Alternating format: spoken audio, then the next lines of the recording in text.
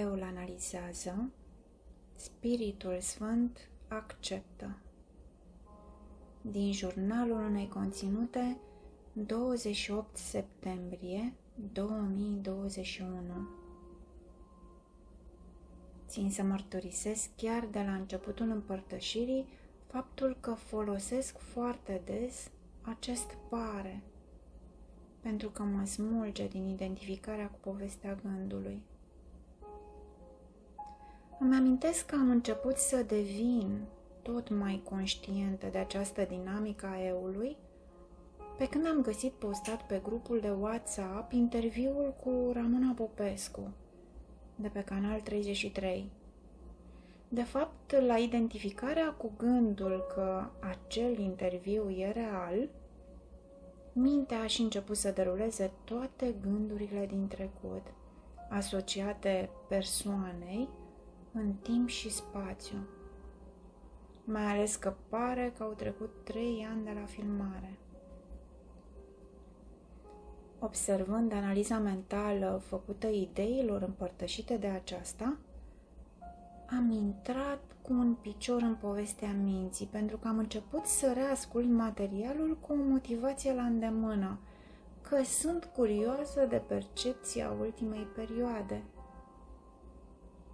Mărturisesc că observam cum trecutul voia să-și marcheze teritoriul cu acea analiză pe text, precum o pisică care își pândește prada, scopul fiind acela de a-și confirma că are dreptate.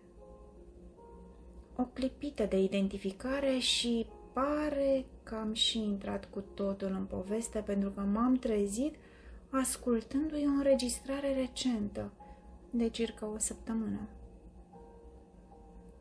Îmi amintesc că în acele vremuri, pe când a fost difuzată înregistrarea materialului împărtășit, un prieten care îi urmărea postările mi-a trimis acest material, tocmai pentru că vorbea de curs, spunându-mi că atunci când o vede, parcă mă vede pe mine cum le vorbesc apropiaților.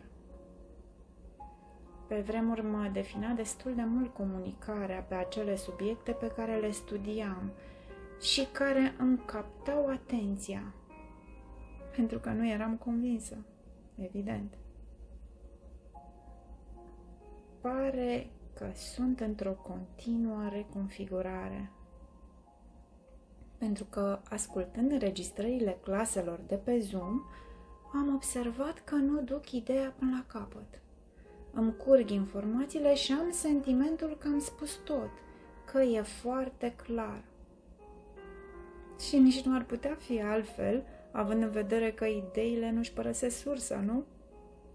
Semn că ce rămâne nespus e integrat. Dar prin scris pot păstra focusul pe idee sau îmi place să cred că. Îmi amintesc că imediat ce am terminat de parcurs culegerea de exerciții, în iarna anului 2017, adică mai bine zis în decembrie 2017, fiind atât de magnetizată, absorbită de conținutul acestui curs, nu mai știu unde am citit sau de unde am înțeles sfatul dat de Isus că aceste învățături trebuie să fie transmise mai departe, fie prin predarea cursului, fie să scriu o carte. Bag de seamă că a fost o asociere făcută cu povestea lui Eckhart Tolle, care a scris Puterea prezentului după ce a finalizat cursul. Nu mai știu. Cert este că nu am acordat nicio șansă scrisului.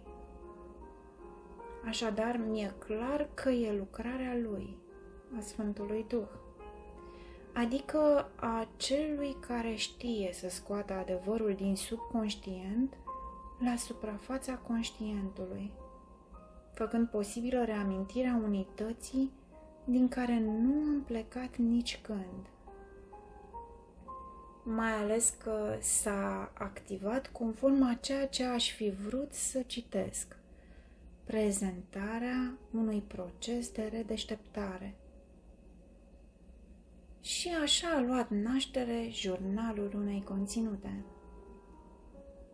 Mi-e clar că e parte din scenariu, pentru că îmi predau sistemul de gândire pe care vreau să-l învăț, sau mai bine zis, să mi-l reamintesc. Revin. Observând acest joc de culise, această analiză mentală, am practicat adevărata iertare și imediat a apărut pe ecranul minții următorul gând. Eul spune că te întâlnești doar cu trecutul. Sfântul Spirit spune că te întâlnești doar cu sfințenia, pentru că tu ești sfânt. Adică, ce vezi demonstrează ce crezi că ești. În asta stă simplitatea cursului, așa-i? Așa cum i-am amintit în text, cursul acesta e simplu pentru că adevărul e simplu. În concluzie, orice analiză mentală este doar a eului. Identificarea cu gândirea logică, pe lângă faptul că dă realitate ideii că ești trup și celălalt e în afară, contrar esenței că ideile nu-și părăsesc sursa, întrețin convingerea că separarea e reală, nu? Eul analizează, Spiritul Sfânt acceptă. Așa ne spune Iisus în text. De ceva timp e foarte vie această înțelegere în mintea care o gândește, mai ales că o tot remarc în exterior, semn că am devenit tot mai conștientă de proiecție, că ori de câte ori observ că apare analiza mentală, comut pe gândirea Sfântului Duh, practicând adevărata iertare, fără a mai da curs detaliilor. Atât de simplu e adevărul. Orice analiză mentală, chiar și dacă are sens, e tot identificare cu eul. Pare că mi-e foarte clar că singura alegere este doar aceasta de a comuta pe gândirea Sfântului Duh, care îmi reamintește că separarea de Dumnezeu nu s-a produs nici când. În acest sens, amintesc paragraful 2 din introducerea manualului pentru profesori. Citez.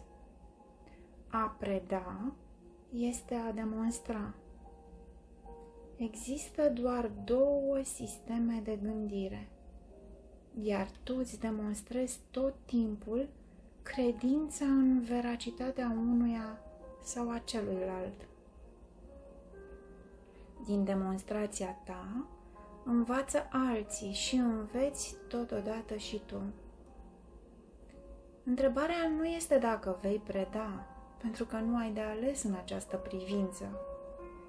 S-ar putea spune că scopul cursului e acela de a-ți furniza un mijloc de a alege ce vrei să predai, pornind de la ce vrei să înveți.